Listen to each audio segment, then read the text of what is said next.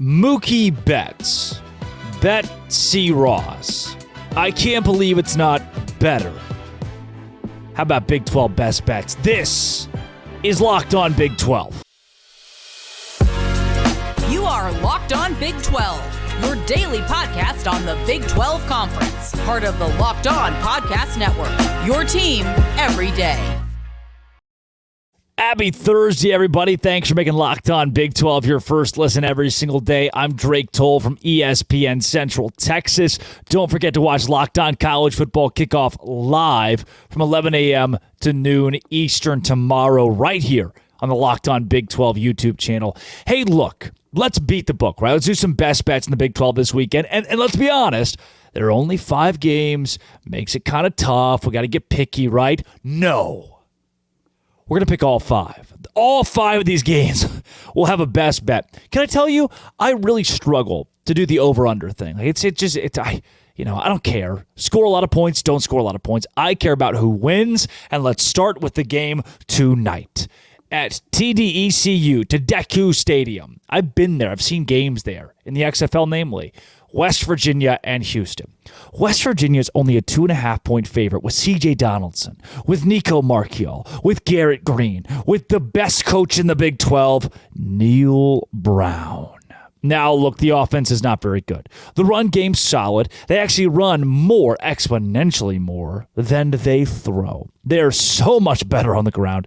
And the defense has been so clutch when it needs to be. 1-score wins against TCU. 1-score win against Texas Tech. If you're telling me West Virginia can go on the road and beat TCU by 2.5 points or more, but they can't do it against Houston, give me the Mountaineers. Best bet number 1, the Neers. That is apostrophe Neers against Houston tonight. I think C.J. Donaldson runs for 200 yards, 250, 300, 350. As many yards as he wants to run for against Houston, he sure can. West Virginia gets it done. That's my first pick in Big 12 play this week. Again, it is a rather light week, only 5 games, 10 teams in action. Teams like Baylor, Texas, Oklahoma are on a bye this week, so we get some auxiliary games. Let's go Iowa State and Cincinnati. Cincinnati once favored by 6 in this matchup, about a touchdown here. ESPN FPI has Cincinnati 64% chance of victory. Here's why.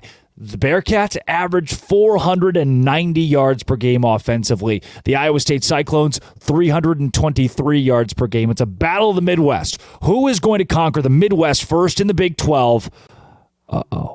It's the Iowa State Cyclones. Look, we've had this conversation. I think Cincinnati's defense is really good. I think they really are. I think Iowa State's offense is really bad. But they've been a little bit better-ish. Better enough to win football games. Iowa State beating TCU, beating Oklahoma State. The new guys have yet to beat an original Big 12 team, and it doesn't happen in this one.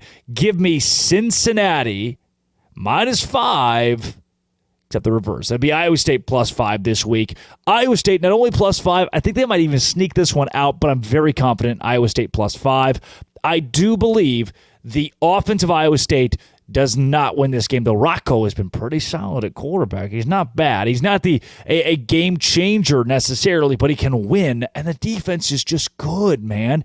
I don't think Cincinnati has the athletes yet to win a game like this in Big 12 play, despite being at home. Give me Iowa State +5. Kansas at Oklahoma State. Oh, buddy. We think Oklahoma State might be good now. Alan Bowman, starting quarterback of the Cowboys, has played in every game this season, by the way. He's gotten at least some time. They had a 3-quarterback rotation earlier this year from Mike Gundy and company. If you want to make some money, I'd go Kansas -3 in this one. Now, it's not, of the 5 bets that I'm going to give you, this one is probably 5th. I don't feel great about Kansas -3, but Devin Neal is so good. Jalen Daniels is so good. If it's Bean is so good. I've got to go Kansas in this game. The offense, 433 yards a game. The Oklahoma State offense so bad. I told you Bowman's played in at least a little bit of every game, and he's equaled 2 touchdowns, 3 interceptions, 748 yards. Alan Bowman, bad at football. And I've got, this week, Kansas -3 against Oklahoma State, though again, that's 5th. If I'm ranking how confident I am, that one is 5th. Also, before we get to BYU TCU, Texas Rangers hat. Guys, the Texas Rangers are going to the ALCS for the first time since before I could drive a car, and I am excited. I went to the game the other night. I'll go to the game again. You guys should come to the game with me. Try to find tickets. Go to the game. It'd be kind of fun. TCU and BYU. This game, Fort Worth, Amon G. Carter, 2:30 kickoff. I don't think you're going to get a very intimidating atmosphere for BYU. As in, I don't think the TCU atmosphere is going to intimidate BYU fans. It is not Amon G. Carter, similar to a good portion of Big 12 stadiums. Aside from a night game, you're never going to be run out of the stadium by the fans. The student section being right behind you is pretty cool. I think BYU covers 6. Let's take this into account. Keaton Slovis is a much better quarterback than anybody TCU can put out this week. And TCU is in a situation right now that Chandler Morris, not being able to play, they've got to go with the backup, Josh Hoover. Hoover, 13 for 22, 169 yards, 2 touchdowns, 2 interceptions so far this season, has taken 1 sack. I think Hoover's got a solid upside. I don't hate this kid. Just a freshman, right from Rockwall. He just got here, and we're already like, you know what, Josh? You got to be the quarterback. That's a tough spot to come in against a BYU team whose defense has been very surprising this year. I know that the stat book, the box score, says that BYU allowed 27 points against Cincinnati, but it was really 20. It was really 35-20, garbage time touchdown. Everybody were going home. We've given up. BYU has been pretty solid. They have a road SEC win.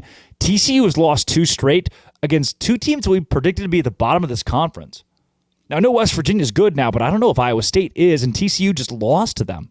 TCU lost at home to West Virginia, on the road against Iowa State. 2 things that those teams do better than BYU is run the ball. BYU's going to have to find some sort of run game. They only average 63 yards per game.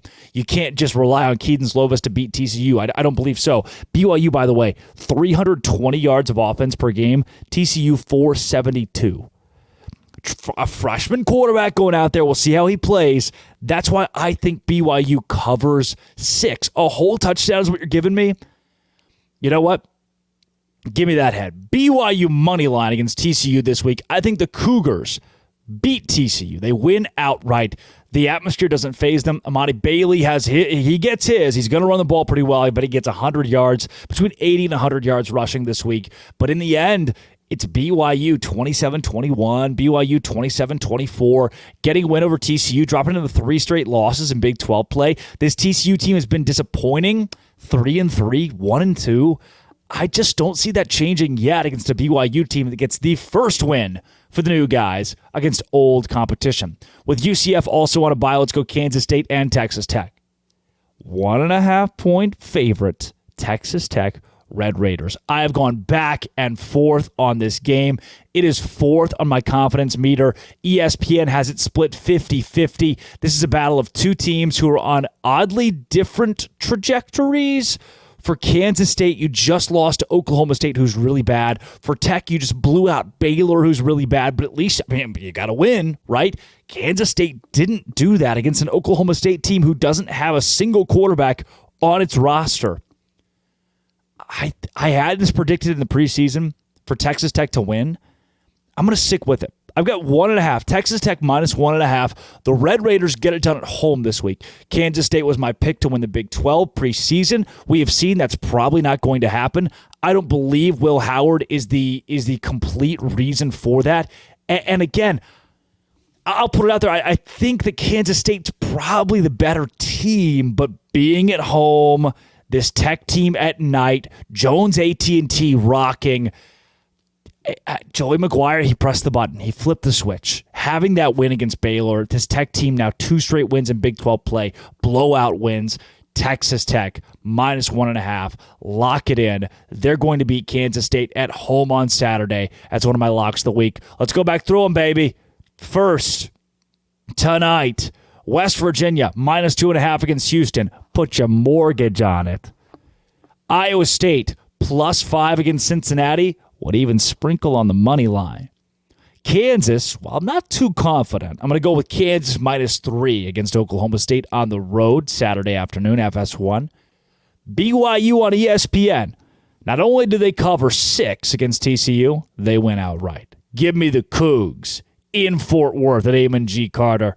And then Texas Tech defending the home turf in Lubbock against Kansas State, dropping the Wildcats to 3-3, 1-2 in Big 12 play. Texas Tech improves to 4-3, 3-1 in Big 12 play, and we start talking about Joey McGuire and company being contenders in the Big 12 with West Virginia at 3-0, Iowa State at 3-1, Kansas at 3-1, Texas Tech beating Kansas State to move to 3-1. There are some new teams that have emerged as serious contenders in this conference. All right here. Today's episode brought to you by FanDuel. Make those best bets on FanDuel. Do a Beast 12 parlay with all 5 of them. I love you guys. Shortened show on Thursdays, remember, because I work 6 days a week now doing content, and that's a lot, you know. My parents are wondering why I haven't called or texted in weeks. Come back tomorrow. We'll do a whole rundown of the conference. Those are your best bets. So this has been and always will be Locked On. Thanks for making it your first listen every single day. Go Rangers. Doce Grande.